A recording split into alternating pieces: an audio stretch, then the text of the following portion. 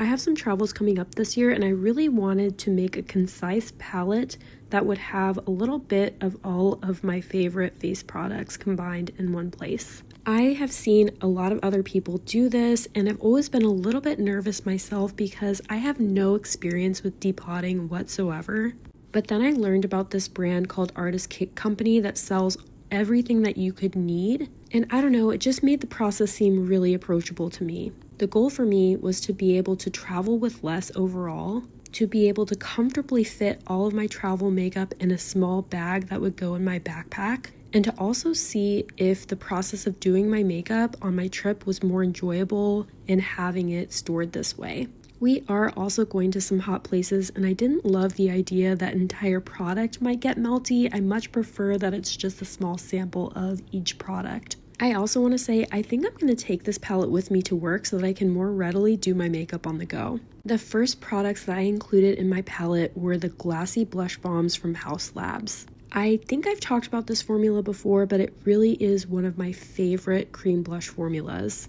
I love the pigmentation, I love the staying power, and I love the shade range. And because it's in the stick form, it really wasn't that hard to just slice a little bit off the top. And then I smushed it into the empty pan and just tried to smooth the top of the surface.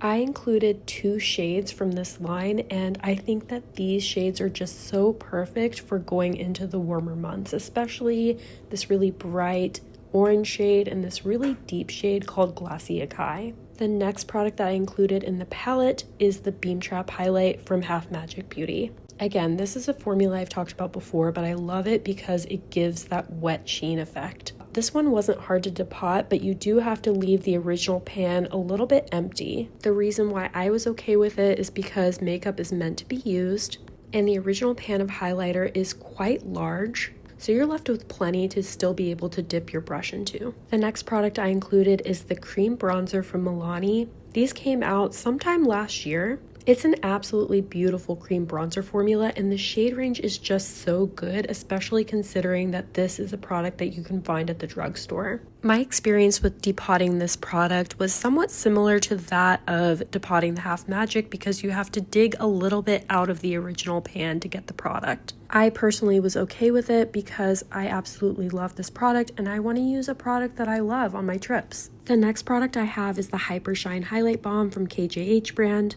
This is the brand that's owned by makeup artist Katie Jane Hughes. I've talked about this formula a lot. Similar to Beam Trap, it is a beautiful wet sheen highlight formula.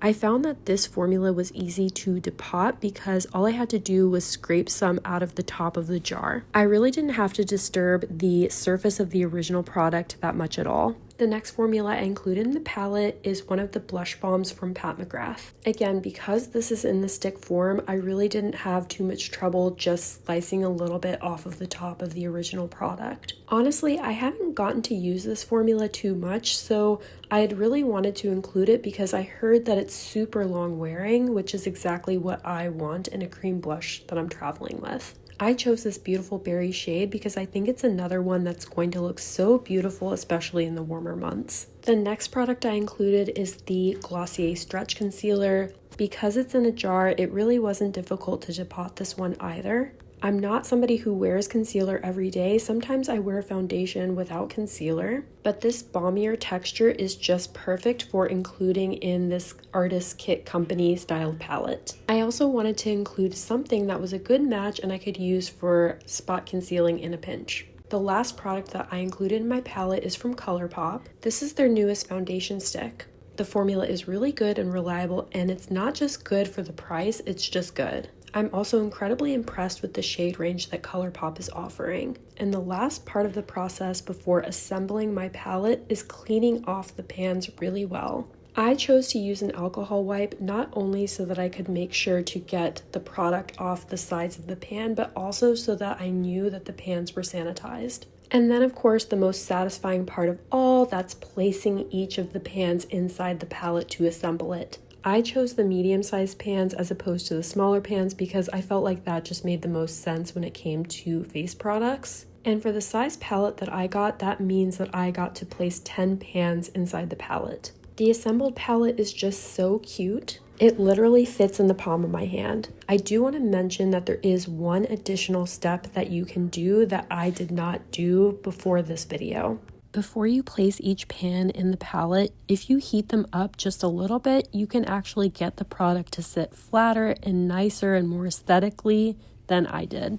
When I shared this palette in short form content, somebody actually told me about that and I was inspired to try it myself. So at the time of making this video, I've had my palette for just about a couple of weeks, and I can genuinely say that I have absolutely no regrets. Having a palette like this is so useful to me that I'm pretty sure I'm going to go ahead and make this type of palette once a year. I'm also considering getting a second palette so that I can include some products that I don't have in my first palette, like certain eye products. So if you're watching this video, let me know if you have any experience with making your own palette like this, or if I inspired you to try making your own. Let me know in the comments, and also let me know if you want to see more content like this, because I definitely want to make more palettes like this in the future. Thank you for joining, and make sure that if you're not subscribed, you please subscribe so that you don't miss any of my content. Please also consider liking this video, and I'll see you in my next one.